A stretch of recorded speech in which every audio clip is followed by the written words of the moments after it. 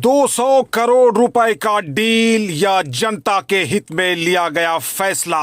सुने क्या कहा बाबूलाल के आरोपों पर निवर्तमान गांडे विधायक डॉक्टर सरफराज अहमद ने।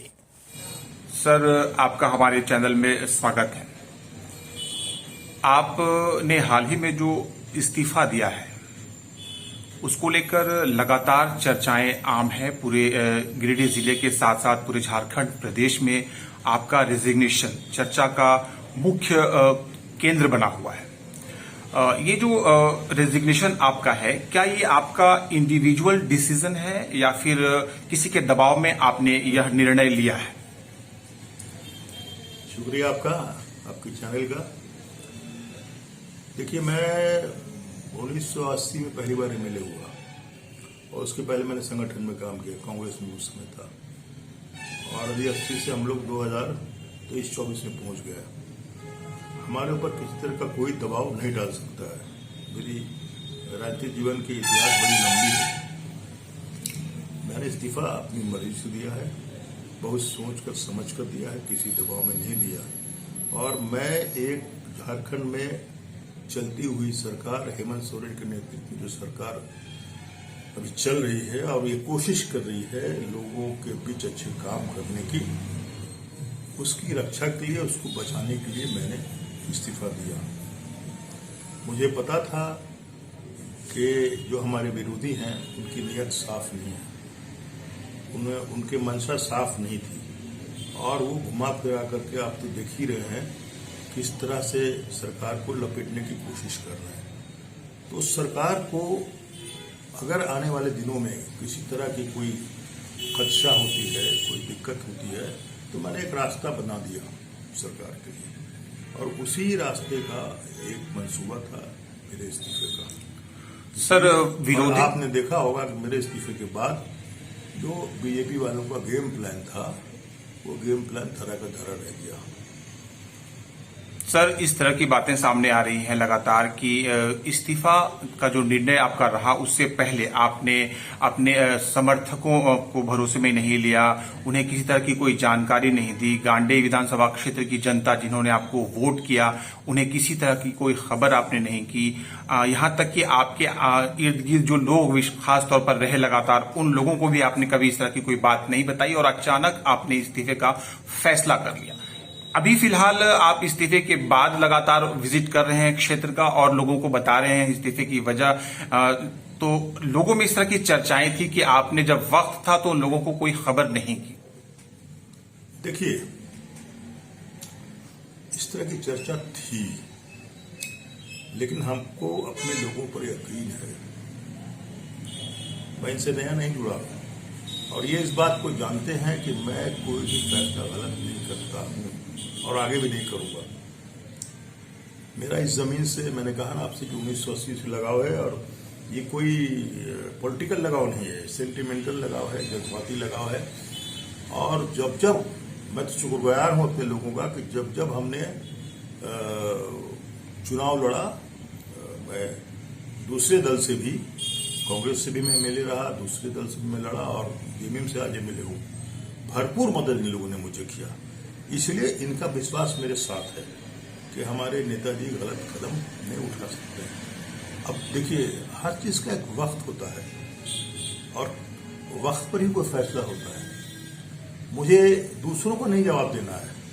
जो लोग ये कह रहे हैं कि पूछा नहीं गया, हम लोगों से पूछा नहीं, ये भारतीय जनता पार्टी के लोग मोस्टली कह रहे हैं या वो लोग जिनकी चुनाव लड़ने की इच्छा है इस क्षेत्र से।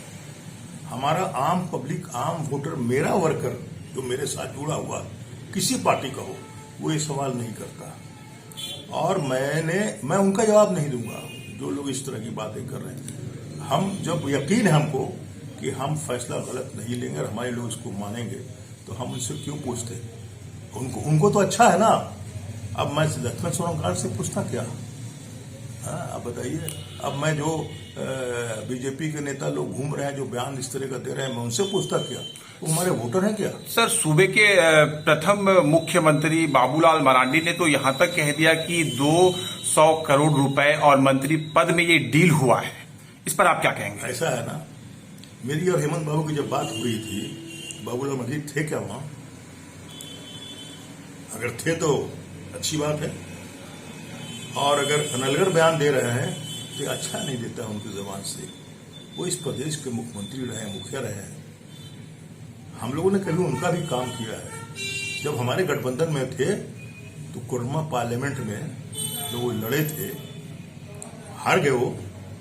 सबसे ज्यादा वोट उनको गांडे में दिया था, 90,000 वोट, 91,000 वोट, जो आज तक हमको भी नहीं मिला।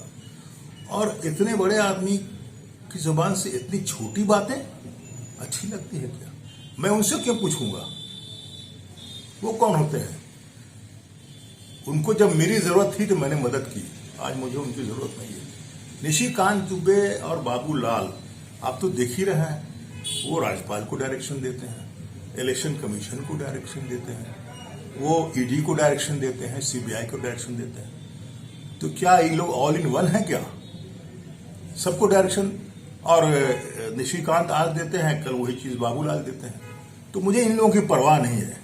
अब मैं इनके किसी सवाल का जवाब नहीं दूंगा। और आप देख रहे हैं कि 3 तारीख की जो बैठक हमारी दल की हुई, उसके बाद से 4 तारीख के बाद से लगातार मैं अपने क्षेत्र के लोगों से घूम के मिल रहा हूं, पूछ रहा हूं, और ये भी सवाल कर रहा हूं कि मेरे आप मेरी सब बातें सुनने के बाद आप ही बताइए कि मेरा फैसला सही था कि गलत था।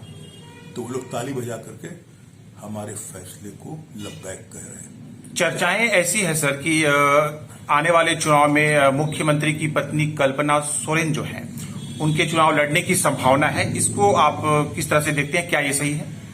देखिए, आगे की बात तो आगे होगी। अगर बाय इलेक्शन उम्मीद है कि होगा निश्चित रूप से, क्योंकि 1 साल से अधिक अवधि मेरा था जब मैंने इस्तीफा किया है, और कानून है कि किसी भी सीट में 1 साल से अधिक का समय होता है तो उसका बाय इलेक्शन कमीशन कराता है। अगर होती है बाय इलेक्शन, अगर होता है तो ये पार्टी जो फैसला करेगी वो हमारे लिए मान्य होगी। पार्टी जिनको लड़ाएगी, हम लोग सब मिलकर उसको जिताएंगे, मदद करेंगे। क्षेत्र के जो भावी प्रत्याशी हैं वे लगातार आपके ऊपर हमलावर हैं, रेजिग्नेशन को तरह तरह का रूप दे रहे हैं अपने बयानों से। इन बयानात को आप किस तरह से देखते हैं? मैं इसका जवाब नहीं दूंगा। उनको तो अच्छा लगना चाहिए ना कि मैंने इस्तीफा दिया है। अब नियर फ्यूचर में 3 इलेक्शन है, मेरा बाय इलेक्शन भी हो सकता है, लोकसभा इलेक्शन है, फिर 24 का जनरल इलेक्शन है असेंबली का। वो लड़े चुनाव, आराम से लड़े। जयराम महतो भी तुरुप का इक्का खोलने की बात कर रहे हैं, ताल ठोकने की तैयारी में है गांडी विधानसभा क्षेत्र से। देखिए जी, मैंने आपसे कहा ना कि मेरा जो वोटर है, सपोर्टर है, वो मुझसे बंधा हुआ है, वो कहीं नहीं खसकेगा। आप जयराम महतो जी हो या कोई साहब हो, लड़ना चाहते हैं लड़े। वो किस वोट में सेन मारेंगे ये तो वक्त बताएगा। चलिए, अंत में आप अपने विधानसभा क्षेत्र की जनता के बीच जो उहापोह की स्थिति है, संशय की स्थिति बनी हुई है, एक बार हमारे चैनल के माध्यम से भी आप अपने क्षेत्र की जनता को क्या संदेश देंगे कि उनके मन की जो उहापोह की स्थिति उनके बीच बनी हुई है वो दूर हो? देखिए, मेरे क्षेत्र की जनता में कोई कन्फ्यूजन नहीं है। मैं जहां जहां गया हूं, घूमा हूं और घूम भी रहा हूं लगातार। मैं एक सवाल करता हूं कि आप लोगों को समझाना होगा, बताना होगा, या आप सब जानते हैं? तो उन्होंने कहा नहीं, हम लोग सब जानते हैं और आपने अच्छा काम किया है। मैं उनसे यही आपके चैनल के माध्यम से कहूंगा कि वो वक्त का इंतजार करें और ये मान के चले कि मैं कभी भी कोई गलत फैसला नहीं लूंगा और आने वाले दिनों में नहीं लूंगा। और जब तक मेरे जिस्म में जान है, मेरे शरीर में खून है, गांडे से का लगाव है, मैं उसकी सेवा जिस हाल में भी रहूंगा, मैं उस गांडे की क्षेत्र की सेवा करता रहूंगा। लगभग 44-45 साल से डॉक्टर सरफराज अहमद लगातार राजनीति में सक्रिय हैं, जनता के बीच हैं। भविष्य क्या है? बहुत अच्छा है।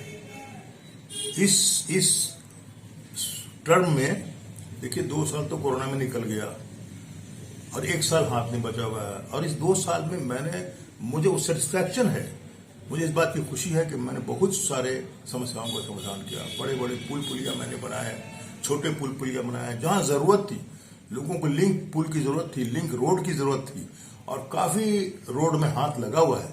और ये मान के चलिए कि ये काम चलता रहेगा, ये काम मेरे हटने से रुकेगा नहीं। और अच्छे ढंग से चलेगा। और मैं सरकार पर दबाव बनाता रहूंगा कि जो हमारे क्षेत्र की जनता के अधूरे काम है, जो काम करना है या जिस काम की मैंने की शुरुआत की है, उसको हर हालत में कंप्लीट किया जाए। सर, साक्षात्कार